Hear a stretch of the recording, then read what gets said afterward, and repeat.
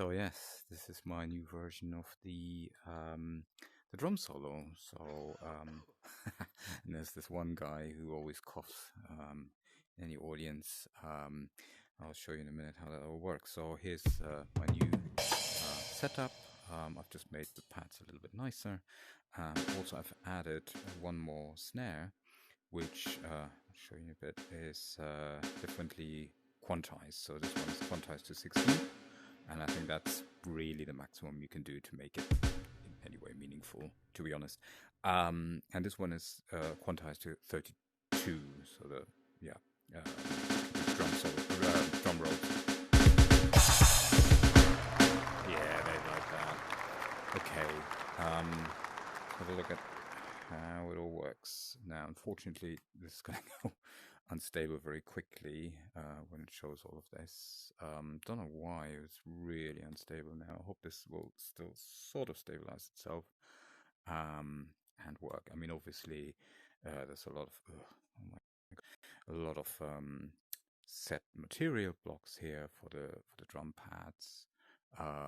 Then we have each drum pad connected to a quantizer, with the exception of, it's going to be really difficult to see now, right, with the lights, so that the snare is hooked up to this one here that's set to 1/16, and then the same sound, so you see they go into the same thing here, same sound bubble in the end, is accessed by the smaller panel that I have there, but you see this is set to 32, and that's important because otherwise you can't do drum rolls.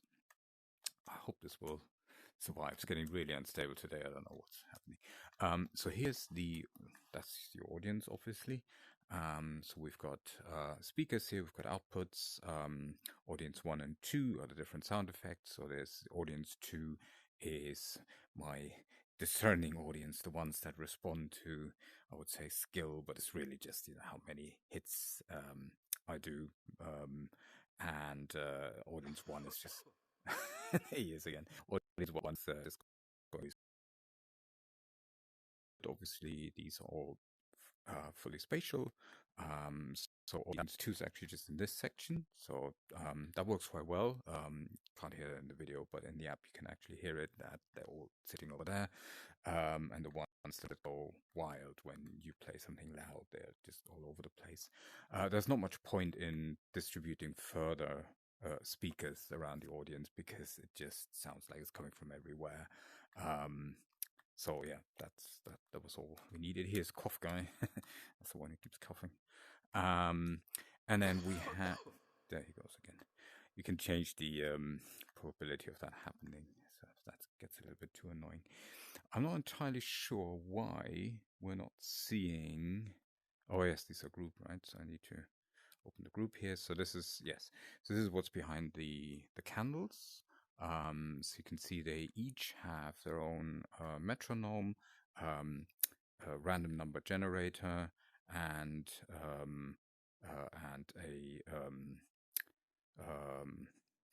this is an what do we have in addition, and so we end up with a random number that's round about 1, and that just resets the scale.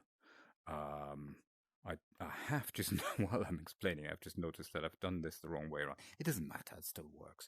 It was supposed to be 0.2 here and then 0.4 there, which would have been, the effect of that would have been a random number between between 1.2 and 0.8. Doesn't matter, it still flickers. So, but I could have done it without this now. But yeah, doesn't matter. So metronome, 50 times a second, triggers the random, and that randomly sets the scale, and that creates the flicker effect. So we close that. Some of these also come with a clock attached to a sine wave generator, which generates sine wave between +1 and -1, together with a multiply and a rotor.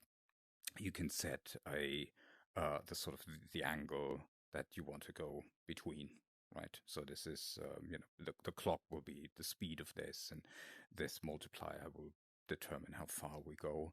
So that's like, audience members with firelighters or something like that. That guy is really annoying. I really should have him kicked out.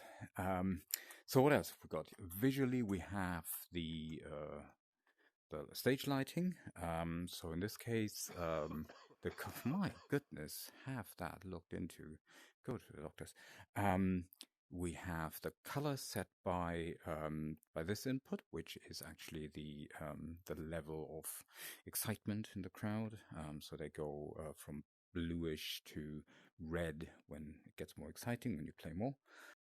And this is just similar to the candles. It's just a sine wave multiplier and all that. So it goes between different angles. So it's different from the club lighting I put into that space station a while ago, where the angle responds to sound effect. Oh my god. Don't know what that guy has, but don't want to catch it. So then I have another light, which is fixed, and the color is fixed. This bright light. The other ones are set to be less bright.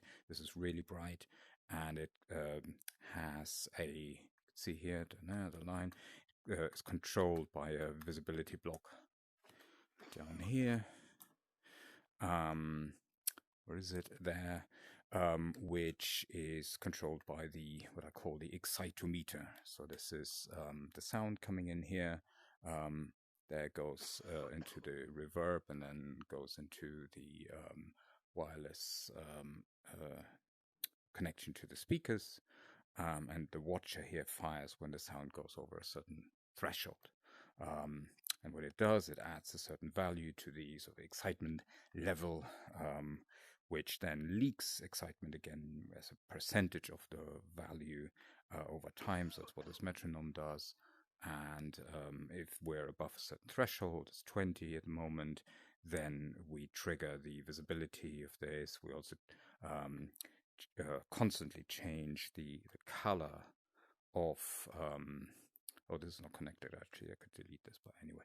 So the color of the lights, the stage lighting, with the map here, so that it goes from what goes from 0 to 20. It goes from 0.5 to 1. That's the blue to red.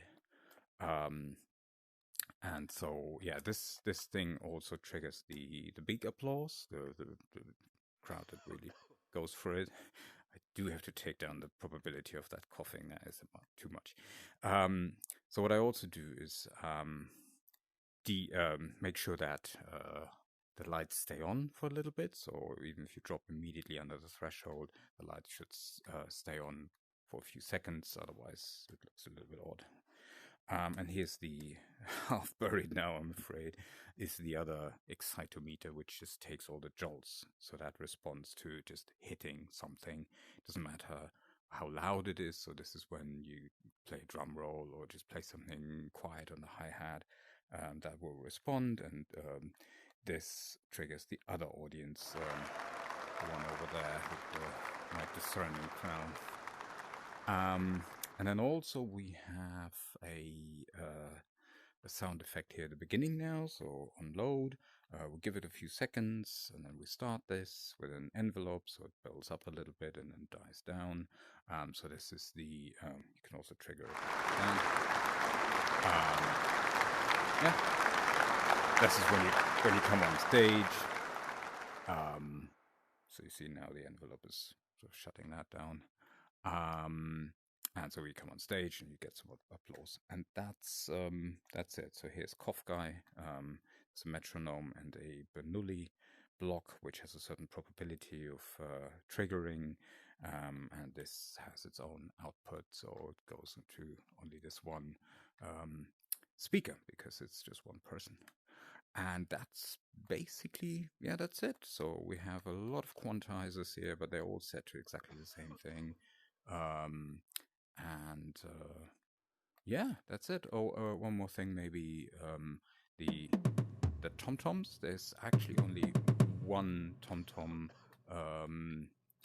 sound sample behind it. They all have the same, but it doesn't sound the same now because they're in the bubble player. And all I've done is adjusted the speed for these. So speed is different here. That's the speed. So that they have their different pitch. So it's the same sound sample but different pitch. So that way you can create a lot more sound samples. Also the snares a little bit tuned as well, so you can tune all these instruments by going into the taking. Oh, and that's it. Flying away. Well, that's probably enough then. Looks quite good that way. Okay, bye.